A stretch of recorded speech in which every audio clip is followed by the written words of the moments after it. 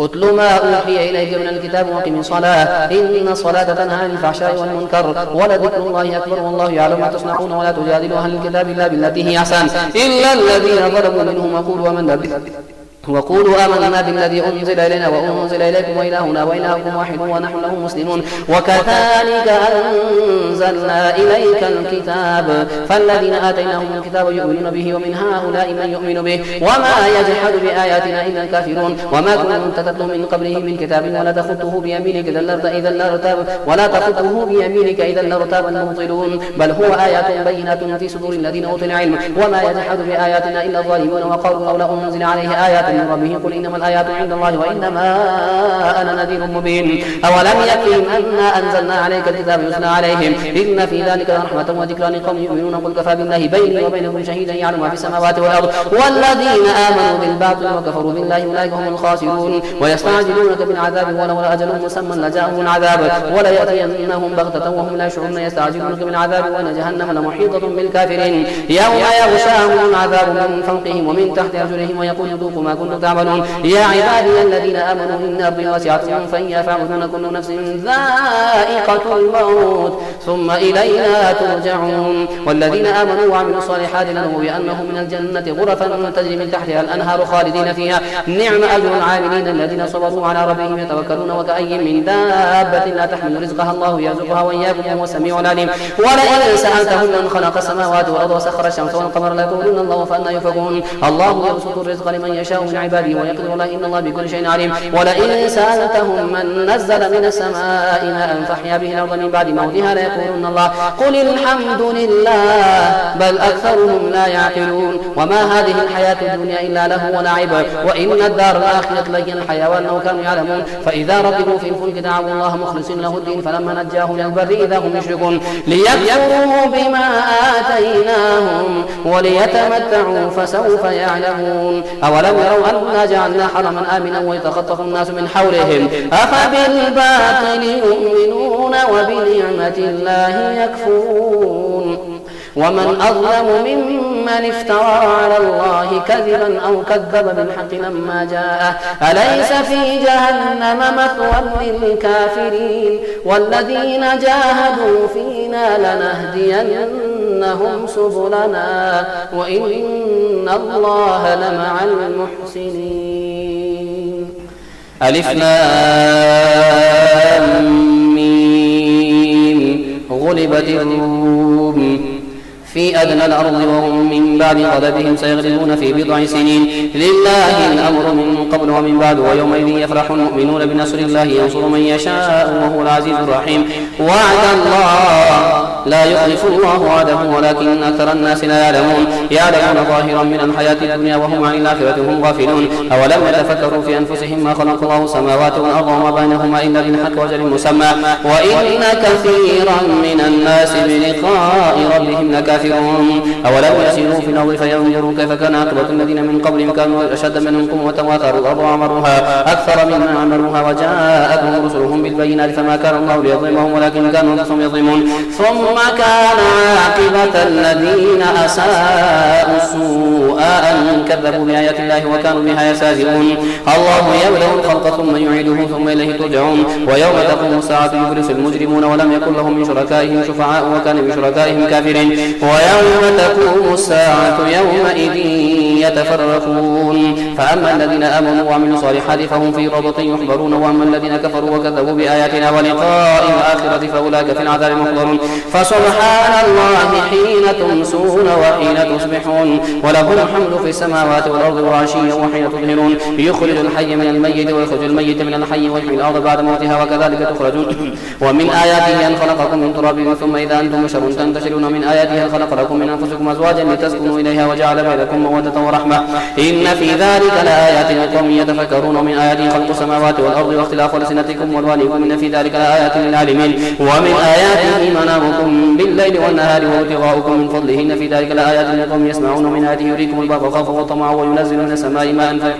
فيحيي به الأرض بعد موتها إن في ذلك لآيات لقوم يعقلون ومن آياته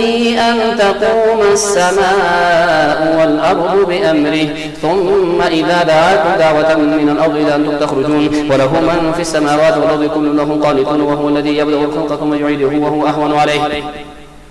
وله المثل الأعلى في السماوات والأرض وهو العزيز الحكيم ضرب لكم مثلا من أنفسكم هل لكم مما ملكت أيمانكم من شركاء فيما رزقناكم فأنتم فيه سواء تخافونهم كخيفتكم أنفسكم كذلك نفصل الآيات لقوم يعقلون بل اتبع الذين ظلموا أهواءهم بغير علم فمن يهدي من أضل الله وما لهم من ناصر فاقم وجهك للدين حنيفا فطرة الله التي فطر الناس عليها لا تبديل لخلق الله ذلك الدين القيم ولكن أكثر الناس لا يعلمون منيبين إليه واتقوه وأقيموا الصلاة ولا تكونوا من المشركين من الذين فرقوا دينهم وكانوا شيعا كل حزب بما لديهم فرحون وإذا مس الناس ضر دعوا ربهم منيبين إليه ثم إذا ذاقهم منه رحمة إذا فريق منهم بربهم يشركون ليكفروا بما آتيناهم فتمتعوا فسوف تعلمون أم أنزلنا عليهم سلطانا فهو يتكلم بما كانوا به يشركون وإذا أذقنا الناس رحمة فرحوا بها وإن تصبهم سيئة بما قدمت أيديهم إذا هم يقنطون أولم يروا أن الله يبسط الرزق لمن يشاء ويقدر إن في ذلك لآيات لقوم يؤمنون فآت ذا القربى حقه والمسكين وابن السبيل ذلك خير للذين يريدون وجه الله وأولئك هم المفلحون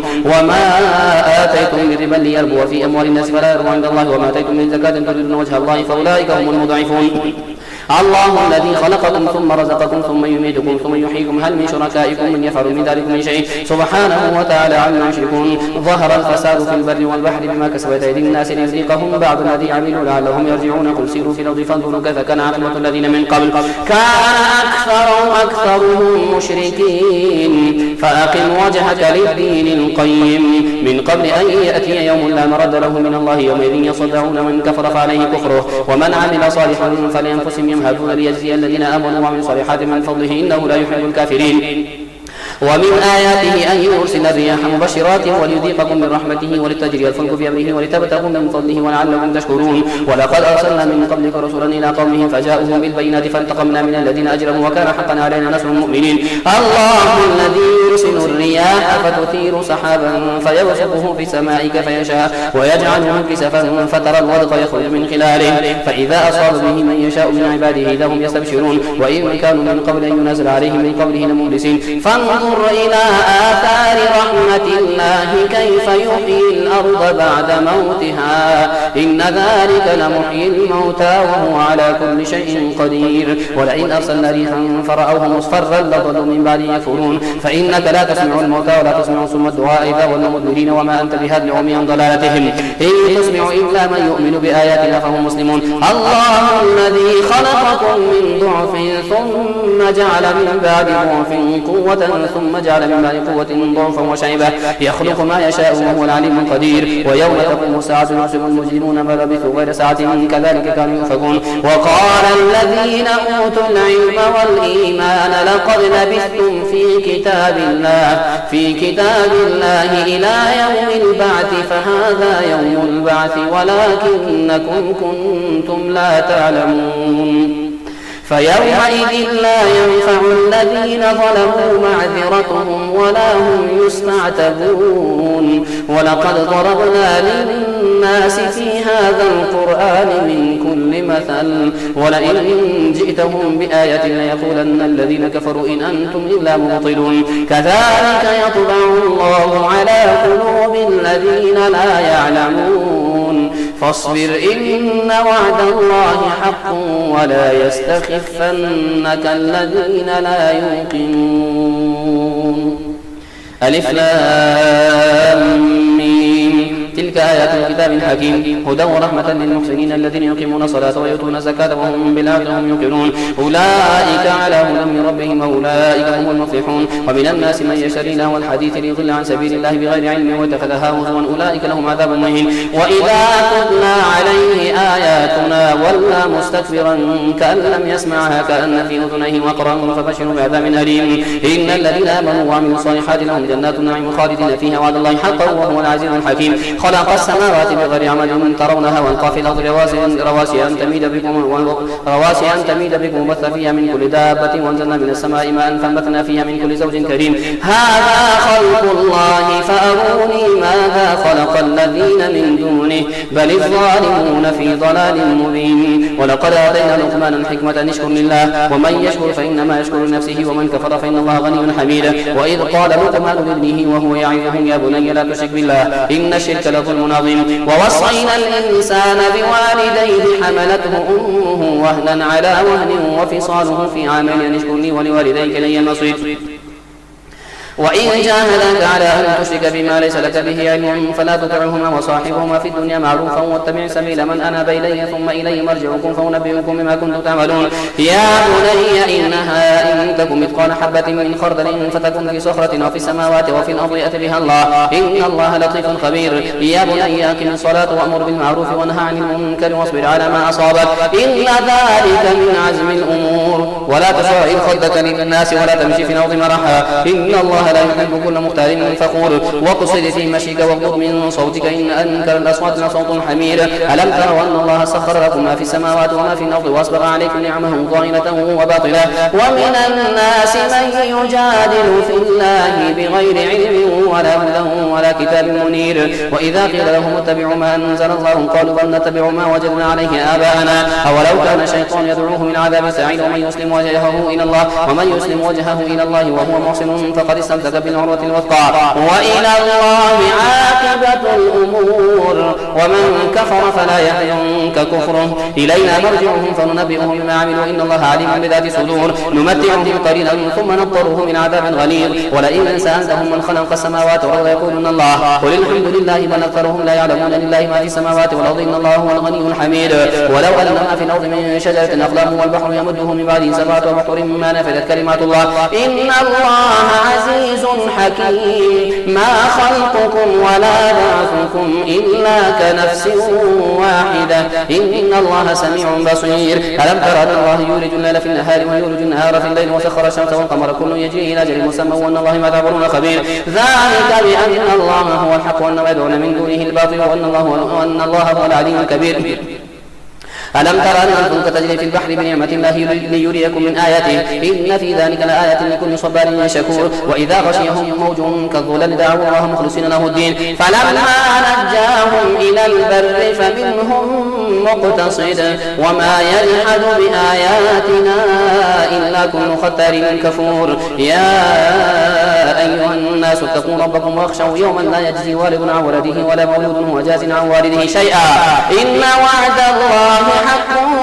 فلا تغرنكم الحياة الدنيا ولا يغرنكم بالله الغرور إن الله عنده علم الساعة وينزل الغيث ويعلم ما في الأرحام وما تدري نفس ماذا تكسب غدا وما تدري نفس بأي أرض تموت إن الله عليم خبير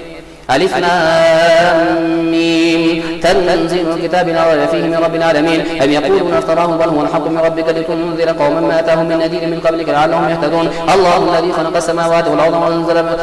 الذي خلق السماوات والأرض وما بينهما في 6 أيام ثم استوى على العرش ما لكم من دونه من ولي ولا شفيع أفلا تتذكرون يدبر الأمر من السماء إلى الأرض ثم يعرج إليه في يوم كان مقداره 1000 سنة مما تعدون ذلك عالم الغيب والشهادة العزيز الرحيم الذي أحسن كل شيء خلقه وبدأ خلق الإنسان من طين ثم جعل نسله من سلالة من ماء مهين ثم سواه ونفخ فيه من روحه وجعل لكم السمع والأبصار والأفئدة قليلا ما تشكرون وقالوا أإذا ضللنا في الأرض أإنا لفي خلق جديد بل هم بلقاء ربهم كافرون قل يتوفاكم ملك الموت الذي وكل بكم ثم إلى ربكم ترجعون ولو ترى إذ المجرمون ناكسوا رؤوسهم عند ربهم ربنا بصرنا وسمعنا فرجعنا نعمل صالحا إنا موقنون ولو شئنا لاتينا كل نفس هداها ولكن حق القول مني لأملأن جهنم من الجنة والناس أجمعين فذوقوا بما نسيتم لقاء يومكم هذا إنا نسيناكم وذوقوا عذاب الخلد بما كنتم تعملون إنما يؤمن بآياتنا الذين إذا ذكروا بها خروا سجدا وسبحوا بحمد ربهم وهم لا يستكبرون تتجافى جنوبهم عن المضاجع يدعون ربهم خوفا وطمعا ومما رزقناهم ينفقون فلا تعلم نفس ما أخفي لهم من قرة أعين جزاء بما كانوا يعملون أفمن كان مؤمنا كمن كان فاسقا لا يستوون أما الذين آمنوا وعملوا الصالحات فلهم جنات المأوى نزلا بما كانوا يعملون وأما الذين فسقوا فمأواهم النار كلما أرادوا أن يخرجوا منها أعيدوا فيها وقيل لهم ذوقوا عذاب النار الذي كنتم به تكذبون ولنذيقنهم من العذاب الأدنى دون العذاب الأكبر لعلهم يرجعون ومن أظلم ممن ذكر بآيات ربه ثم أعرض عنها إنا من المجرمين منتقمون ولقد آتينا موسى الكتاب فلا تكن في مرية من لقائه وجعلناه هدى لبني إسرائيل وجعلنا منهم أئمة يهدون بأمرنا وجعلنا منهم أئمة يهدون بأمرنا لما صبروا وكانوا بآياتنا يوقنون إن ربك هو يفصل بينهم يوم القيامة فيما كانوا فيه يختلفون أولم يهد لهم كم أهلكنا من قبلهم من القرون يمشون في مساكنهم إن في ذلك لآيات فلا يسمعون أولم يروا أننا نسوق الماء إلى الأرض الجرز فنخرج به زرعا تأكل منه أنعامهم وأنفسهم فلا يبصرون ويقولون متى هذا الفتح إن كنتم صادقين قل يوم الفتح لا ينفع الذين كفروا إيمانهم ولا هم ينظرون فأعرض عنهم وانتظر إنهم منتظرون يا أيها النبي اتق الله ولا تطع الكافرين والمنافقين إن الله كان عليما حكيما واتبع ما يوحى إليك من ربك إن الله كان بما تعملون خبيرا وتوكل على الله وكفى بالله وكيلا ما جعل الله لرجل من قلبين في جوفه وما جعل أزواجكم اللائي تظاهرون منهن أمهاتكم وما جعل أدعياءكم أبناءكم ذلكم قولكم بأفواهكم والله يقول الحق وهو يهدي السبيل ادعوهم لآبائهم هو أقسط عند الله فإن لم تعلموا آباءهم فإخوانكم في الدين ومواليكم وليس عليكم جناح فيما أخطأتم به ولكن ما تعمدت قلوبكم وكان الله غفورا رحيما النبي أولى بالمؤمنين من أنفسهم وأزواجهم أمهاتهم وأولو الأرحام بعضهم أولى ببعض في كتاب الله من المؤمنين والمهاجرين إلا أن تفعلوا إلى أوليائكم معروفا كان ذلك في الكتاب مسطورا وإذ أخذنا من النبيين ميثاقهم ومنك ومن نوح وإبراهيم وموسى وعيسى بن مريم وأخذنا منهم ميثاقا غليظا ليسأل الصادقين عن صدقهم وأعد للكافرين عذابا أليما يا أيها الذين آمنوا اذكروا نعمة الله عليكم إذ جاءتكم جنود فأرسلنا عليهم ريحا وجنودا لم تروها وكان الله بما تعملون بصيرا إذ جاءوكم من فوقكم من أسفل منكم وإذ زاغت الأبصار وبلغت القلوب الحناجر وتظنون بالله ظنونا هنالك ابتلي المؤمنون وزلزلوا زلزالا شديدا وإذ يقول المنافقون والذين في قلوبهم مرض ما وعدنا الله ورسوله إلا غرورا وإذ قال طائفة منهم يا أهل يثرب لا مقام لكم فارجعون ويستأذن فريق منهم النبي يقولون إن بيوتنا عورة وما هي بعورة إن يريدون إلا فرارا ولو دخلت عليهم من أقطارها ثم سئلوا الفتنة لا أتوها وما تنبثوا بها إلا يسيرا ولقد كانوا عاهدوا الله من قبل لا يولون الأدبار وكان عهد الله مسؤولا قل لن ينفعكم الفرار إن فررتم من الموت من قبل وإذا لا تمتعون إلا قليلا قل من ذا الذي يعصمكم من الله إن أراد بكم سوءا أو أراد بكم رحمة ولا يجدون لهم من دون الله وليا ولا نصيرا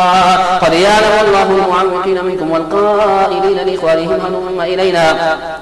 ولا يأتون البأس إلا قليلا أشحة عليكم فإذا جاء الخوف رأيتهم ينظرون إليك تدور أعينهم كالذي يغشى عليه من الموت فإذا ذهب الخوف سنخرجكم بألسنة حداد أشحة على الخير أولئك لم يؤمنوا فأحبط الله أعمالهم وكان ذلك على الله يسيرا يحسبون الأحزاب لم يذهبوا وإن يأتي الأحزاب يودون أنهم بادون في الأعراب يسألون عن أنبائكم ولو كانوا فيكم ما قتلوا إلا قليلا لقد كان لكم في رسول الله أسوة حسنة لمن كان يرجو الله واليوم الآخر وذكر الله كثيرا ولما رأى المؤمنون الأحزاب قالوا هذا ما وعدنا الله ورسوله وصدق الله ورسوله وما زالهم إلا إيمانا وتسليما من المؤمنين رجال صدقوا ما عاهدوا الله عليه فمنهم من قضى نحبه ومنهم من ينتظر وما بدلوا تبديلا ليجزي الله الصادقين بصدقهم ويعذب المنافقين إن شاء أو يتوب عليهم إن الله كان غفورا رحيما. ورد الله الذين كفروا بغيظهم لم ينالوا خيرا وكفى الله المؤمنين القتال وكان الله قويا عزيزا. وأنزل الذين ظاهروهم من أهل الكتاب من صياصيهم وقذف في قلوبهم الرعب فريقا تقتلون وتأسرون فريقا وأورثكم أرضهم وديارهم وأموالهم وأرضا لم تطئوها وكان الله على كل شيء قديرا. يا أيها النبي قل لأزواجك إن كنتن تردن الحياة الدنيا وزينتها فتعالين أمتعكن وأسرحكن سراحا جميلا وإن كنتن تردن الله ورسوله والدار الآخرة فإن الله أعد للمحسنات منكن أجرا عظيما. يا نساء النبي من يأتي منكن بفاحشة مبينة يضاعف لها العذاب ضعفين وكان ذلك على الله يسيرا.